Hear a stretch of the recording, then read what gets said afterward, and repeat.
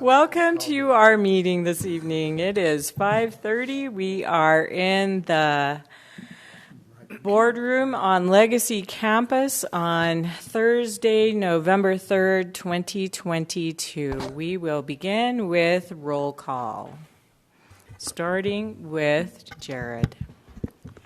Jared Black, Business Administrator. Jeff Nielsen, Board Member. Chris Corcoran, Board Member. Kathy Christiansen, Board Member. Terry Rhodes, Board Member.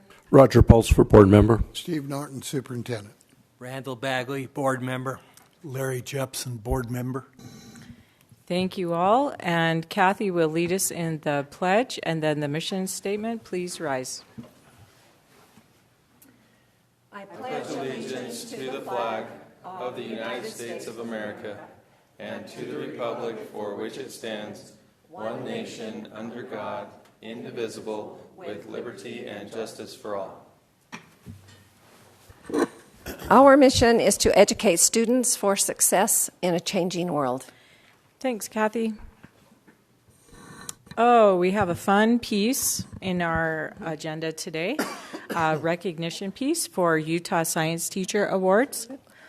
And these awards will be presented by Tim and Paula. And do you want to read those names? Yeah. Okay.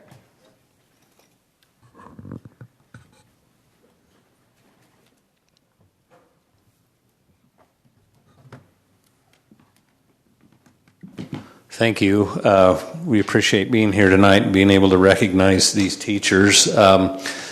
These individuals we're going to honor tonight were actually recognized by the Utah Science Teacher Association, and on October 7th you traveled to a banquet and were recognized by that organization, which is made up of elementary, middle, high school, and college science teachers. And so it's a great organization, and these individuals are certainly well-deserving and bring a lot of accolades to our school district for the work that they do, and we appreciate them. Paula's going to start tonight by one of our elementary awardees couldn't be here tonight, but she'll talk a little bit about him, and then she'll introduce the other elementary recipient.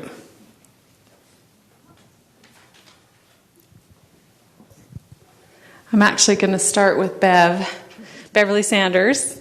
She is our elementary math, science, and STEM specialist at the district office. She's been an educator for 21 years, and the last 4 years she has supported teachers in embracing the Utah SEED standards, which are the science standards for our state.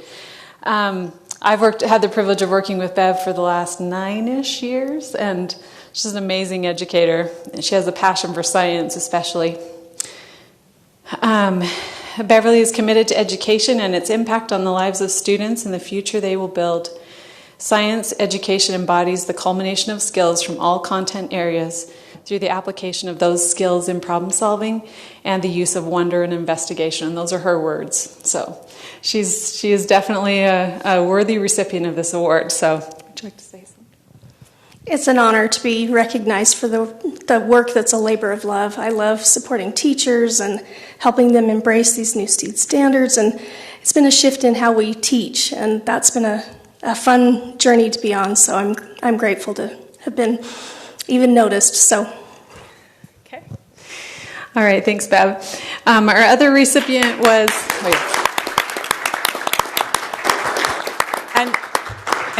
And is there someone here with Bev? Yes. Awesome! Takes a lot of support of family members to support the educators. All right, so her award was the Marv Tolman Award for Lifelong Contributions to Science Education. So, Andrew Foster is our second elementary recipient, and he was awarded the Outstanding Elementary Educator for our region. He teaches 4th grade. He's done that for 6 years at Cedar Ridge.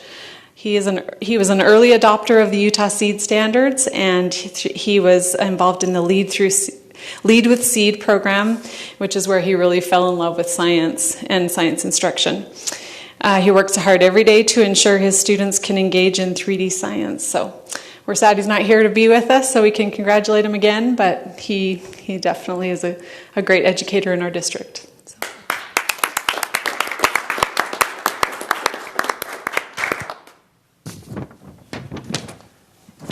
Rachel, if you can come on up. This is Rachel Kenning, and Rachel teaches at Spring Creek Middle School. I have to tell you just a little story. Tomorrow morning we're going out to do a podcast we're interviewing teachers, and when I called Blair about who I should select from his school, right out of his mouth without even thinking, he says, Rachel Kenning, you should interview Rachel Kenning. So you stand out in other ways too. Rachel teaches 8th grade integrated science at Spring Creek Middle School. She's dedicated her entire life to educating students, her own children and herself, and she's got one of her children here tonight who can vouch for that. In 2020, she achieved the National Board Certification in Early Adolescent Science. Rachel was also selected as the Northrop Grumman Teacher Fellow and now serves other Northrop Fellows around the country as a mentor. And you told me you moved here how many years ago? 7 years ago from Missouri. Fellows around let's see, when she's not in the classroom, this is a fun little tidbit, you'll probably find her in the garden cooking a favorite recipe for her family or traveling with her family, so likes to travel. I wanted to read one other thing. This is a quote from Rachel, and I think it's a great reflection of her as a teacher. It says, some students tell me at the end of the year that my class is the first time they have enjoyed or understood science. Kenning said, I take great pride in helping students learn to love science. And you appreciate teachers that have a passion for what they do and the subjects they teach, and that they instill that passion in their students. So thank you, Rachel. Thank you for the recognition tonight, and I love being part of this school district. It's an amazing district that really cares about kids, and I feel right at home because I care about kids. So, thank you. Thank you very much. Can we have her son stand up and be recognized?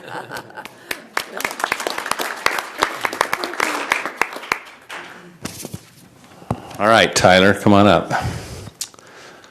Tyler Hansen teaches at Mountain Crest High School, and I love some of what's written here about Tyler as well. It says, Tyler Hansen is a graduate student, research assistant, and high school life sciences teacher.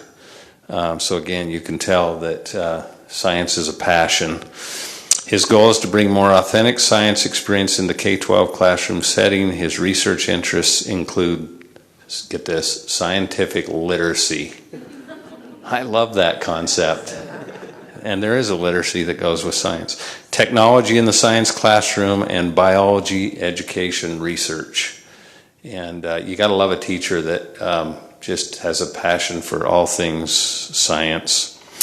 When he's not working, Tyler enjoys the great outdoors by backpacking, biking, and trying to identify as many species as possible along the way. And I have a son-in-law that does the same thing, spends a lot of time in the mountains, doing all kinds of things. So just a quote I wanted to read from Tyler. The thing I enjoy most about teaching is I get to learn alongside my students. I just love to learn, and I love seeing other people latch onto it and get into it. So, Tyler, we certainly appreciate all you do in our high school and how you represent us as a school district. So, thank you.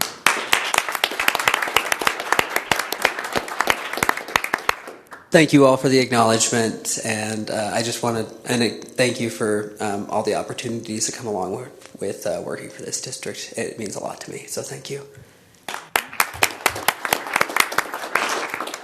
That is it. Thank you. Thank you all very much, and especially thanks to Jenda for the awesome article on the webpage about these 4 teachers. It was fun to read about them, and nice work. Okay, the fun part's over. Next up, we have public input. Oh, and no public input, so we'll move on to our reports agenda. And first up on the reports agenda is the district financial audit, which will be presented by Diana Cannell. And, oh, I forgot. Thanks, I just had a senior moment. Cody. Diana and Cody will be here. Terry, I'm a little sad that you said the fun part is over. The fun part for everyone else, you and I and Jared can really enjoy this part. That is so true. And I want to say I'm sad Bev left because some of her quote, I feel like, applies to us. Wonder, investigation. I mean, that's what we do every day. So we're really happy to be here. We really appreciate Cache County School District. We have found through our years of working with you just how hard everyone in their roles work. And we have loved getting to know Jared better, and I'm sure he feels we just personally love to torture him, which happens a lot, just because we ask for so much information as we're doing the audit. We've gone in depth with the audit and the results with the audit committee. And we just want to say we're so grateful that you guys have a fully functioning audit committee who looks after these things, asks very good questions, and meets with us on a regular basis. So we appreciate that. So tonight I'm just going to give a very high level. Here's a couple highlights financially.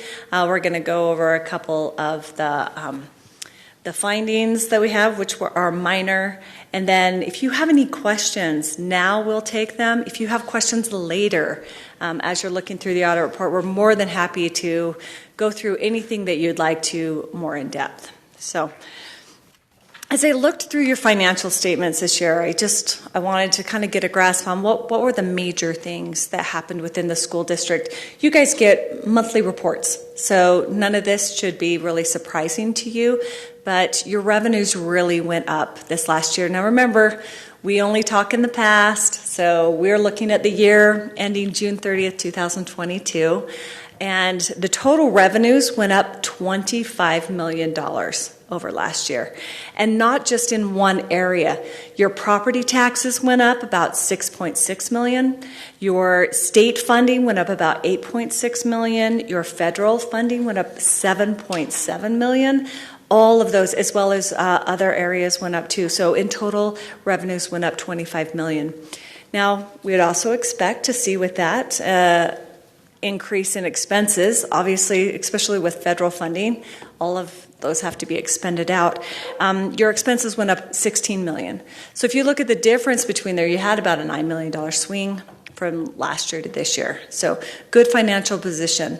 One thing I do want to point out is your self-insurance fund actually had more expenses than revenue, such that it went into a deficit fund balance at the end of the year. So we talked to the audit committee and just expressed some, you need to take a look and see, are the amounts that are going into the premiums that you're collecting aren't covering what the expenses were. Now, a large chunk of the expenses do include an estimated, what we call IBNR, incurred but not reported yet. As your insurance actuary goes and looks through the claims that have been submitted, they kind of estimate, here's what we're expecting. Hasn't been turned into you yet, but we expect about this amount to come in. And so that amount is shown as a payable at the end of the year. And with that, it then put it into a deficit. Now, that does cause an issue with the state in that if you have a negative fund balance or deficit fund balance, you're required to, as part of that, to budget to reduce that deficit by 10%. So as you're going through your budget process for next year, make sure that at least 10% of that budget has been put into your budget to be reduced over last year. So your deficit is $500,000 at the end of the year. Also, you didn't budget enough expenses for the year that we audited, and so that's also a finding. So those two findings are together as one finding. And again, a big portion of that is that IBNR, which you don't really know until after the end of the year. So a little tricky on the budget part. But take a look. kind of do a deep dive on your self-insurance and see if things need to be aligned a little different or how you want to work that so that going forward you can get that out of the deficit. The only other finding, and the findings are in the very back of the report, is really kind of one left over from last year, and that was on you didn't do your 10-day notice for your budget. It was your budget for end of last year, but also your initial budget for this year. So it's the same finding as last year. It's just carried over to this year because it also affected this year's initial budget. So just something to always keep in mind with your open and public meetings requirements. So other than that, financially, besides the big increase in revenues is, well, what did you do with all those extra revenues? One of the things that you did do is you paid down a lot of debt during the year. So if you look in the report, it's kind of towards the back on page 63. There you can see you had a large decrease in debt. And I forgot to write down my number. But you can see last year was $152 million, and this year ended at $136. Now that's bonds payable, also notes payable. So quite a big chunk of pay down in the debt, which was all scheduled and budgeted for, but just letting you know that was one of the biggest things that the cash value kind of went to. So those are the financial highlights. Cody Bland is our audit manager. He goes out and does a lot of the school testing as well. When we go out, I think we did 9 different schools this year. We do the high schools every year. Everyone else is on a 1 in 3 year rotation unless there are problems, and then they get to see our faces every single year until they fix things. So we didn't have any this year that is a repeat that we have to go back out to next year. Again, high schools are every year. So, does anyone have any questions for us? Crickets. Quiet little group today. Again, we had quite a few questions that we answered with the audit committee, so I'm sure this is all just a repeat for them. But if you do have questions later on, as you go through this very large, over 100-page report, please let us know. Jared can answer a lot of questions. I'm happy to field any questions and I'll come and sit down and talk to you about anything that you want as well. So, Thank you. thank you. I guess I have a question. So, Yes. Cody, when you were out at the schools, did they feed you if you were there at lunchtime? Unfortunately, no, we didn't get fed, but, you know. Maybe next time I'll have to put a good word. Y'all have to put a good word for us. There you go. Yeah. Okay, there you go. Okay. All right. Thank you so Thanks. much. Thanks for coming. We appreciate your work for us. Next up, we have board member reports. And it has board appreciation assignments. Who is up next? Do we have any left in November? Yeah, it's Oh, tomorrow is Heritage. Are you going? Heritage. Yes. Okay, and I So am. Jeff and Kathy are going tomorrow. Is that the last one for November? I think so. No, Emily's not Ridgeline. here. Oh, When's Ridgeline? 16th. And I've got those cards. I've got them done. Okay, great. Thanks for doing that. Yep.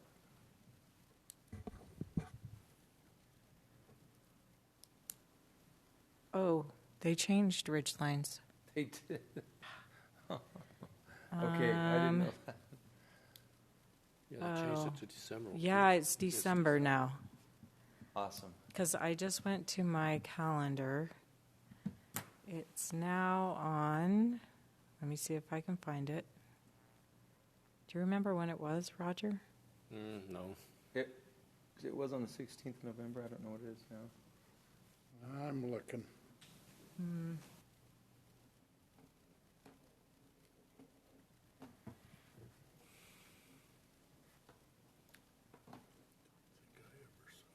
Got White Pine. Did you mention White Pine on the 11th On the 11th of November? November, who's scheduled for that? Do you have any idea? me. Are you the only one? I think so, yes. It's at 8 a.m. on the 11th. Okay, I'll check. I can't find where Board I... visit December 7th at Ridgeline. December 7th? Okay. Did you say 8 a.m.? Oh, yes, at 7 a.m. to Ridgeline. Okay. Oh, it's 8 a.m. to White Pine. Okay. 7 a.m. to Ridgeline. Okay. And then there are none after that in December. Then we'll start up again in January. Any other board member reports? I just wanted to ask a question. We usually have our Christmas party after our first meeting in December, and I'm happy to host that again, but I'm wondering if anybody else would like to host it for a change, or if going to a restaurant and being together there, what would you prefer? What day, so would that be? That's December 1st. Thursday. Yeah, that happens to also be Barb's birthday. I mean, not a big Doesn't subject she for want to this celebrate with us? Maybe not exactly on that night, but I don't know. I'm wondering if we might explore like another night, just because I'd hate to miss it. So, but we can talk about that Okay. after. And we're happy to actually host at our house, or I like the idea of going to a restaurant too. All right, other feedback? I'll check with Do you want to move the board meeting to the 8th and have all of it that same night? I'm going to be out of town on the 8th too. You're so difficult. I know. I'm out of town on the 8th. You're out of town on the 8th? Okay, we can't move it to the 8th. So we'll leave the board meeting on the 1st. We'll miss you. Okay. All right. So do you like the idea of just coming to my house? Yes, as we usual? do. All right. Thanks, Terry, for speaking for all this. You're still putting up Well, with no all one my else is activities? talking. No, that's good, Terry. All right. Could you let us know ahead of time what games we might be playing? Yes, I'll tell you right now. We actually won't be playing a game, but remember the Bluebird chocolate with sayings? Oh, yeah. Okay, so I am thinking of doing that again. Okay. Only with expectations for students. 40 expectations for a good student. Okay. So that's the activity. Okay. Are you up for it? Up for it. Okay. Okay. And I do love coming to your home. Jeff, would you rather have us have it at your house? No, I like going to Kathy's house. Okay. Okay. We're on. At our next meeting, I'll just get the assignments for salads and things like that. Okay, thank Okay. you. Next up, we have the board president report. And so we had I recently had to answer a survey from the state auditor's office about how involved our board is in curriculum adoption in the district, which is, since this is public, I won't mention my answers, but I had to work hard to make it be positive.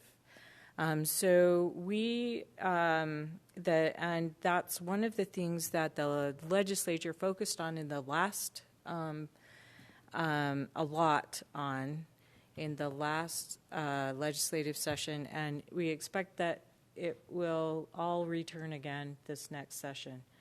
That parents want curriculum to be approved at the board level and not just at the district.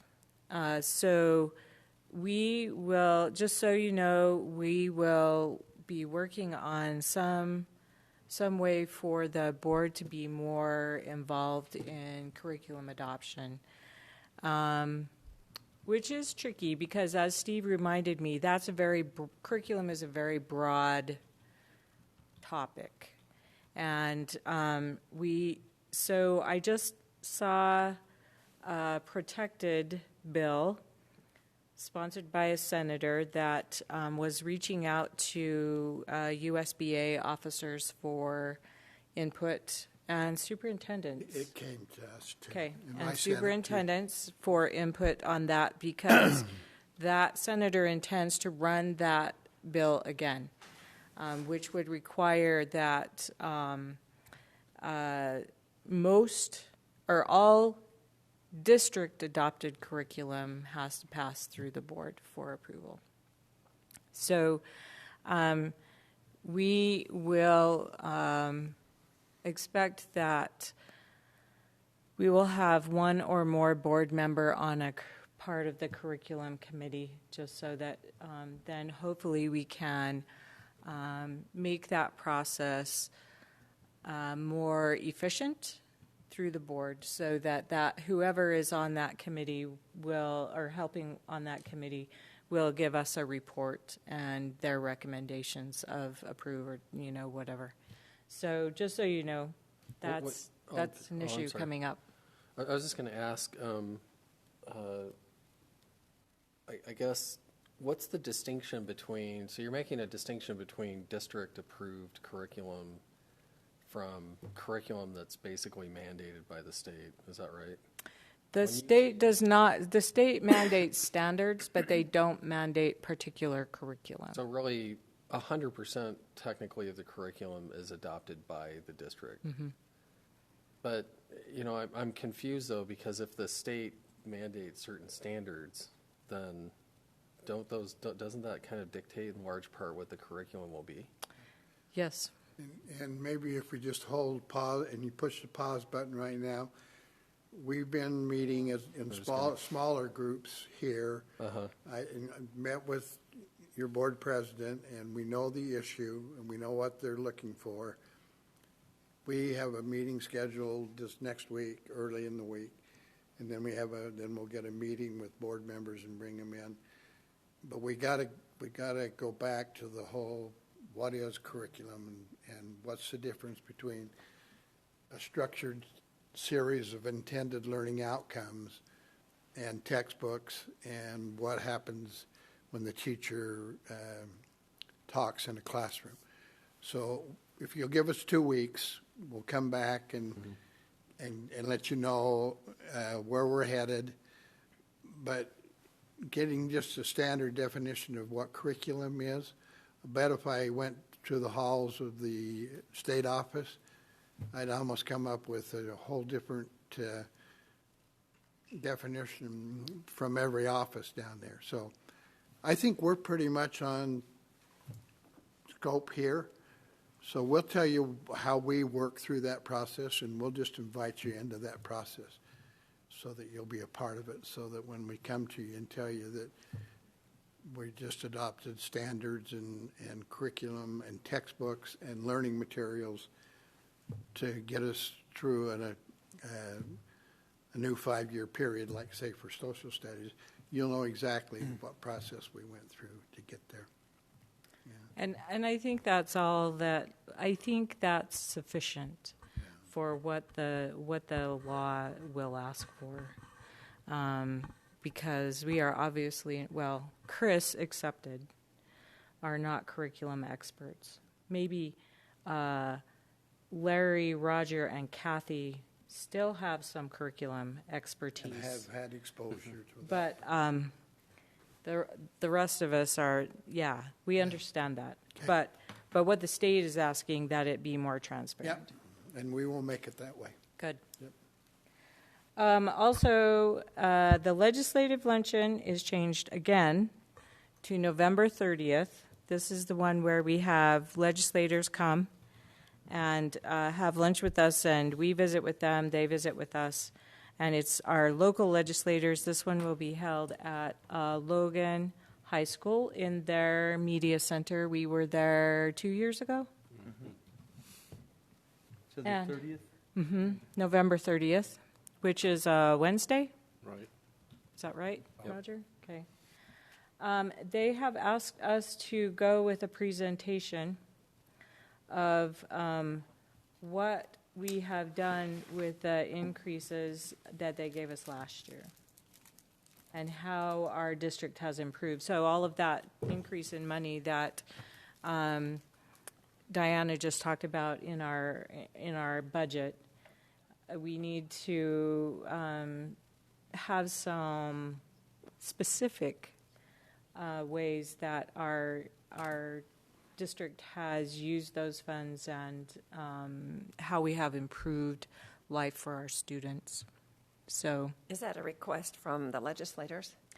No, that was a suggestion from Logan School Board that instead of having individual board members speak or individual legislators speak, that we give a presentation from the two school boards who will be there, the two school districts, about what we're doing with the money they've already given us and why we're asking for more. Okay. Because the USBA legislative priorities included 10% increase on the WPU. So, of course, the latest index I saw today said in Utah, inflation is at 9.6%. So that would just barely cover inflation. So that's at noon, you said? At noon on the 30th. We'll put something together for you. That'll be awesome. Yep. Thank you. And on to the superintendent report. I think I just gave it when we were just discussing here. The only other thing is there is going to be more money, according to the Utah Taxpayers Association. They looked at this first quarter of this year, which was July through September, and they're predicting really a lot of increase in dollars, both A lot of ongoing surplus. and one time. Nice. And they're also, in the same breath, proposing that there be an income tax cut. So, but they did say after that there would be sufficient money to do that and give a healthy raise to education funding. So at least they recognize that that money ought to go where it's supposed to go. Yep. Agreed. Okay, we've reached the end of our regular meeting, and we will recess momentarily for 7 minutes until 6:10, when we will enter into executive session.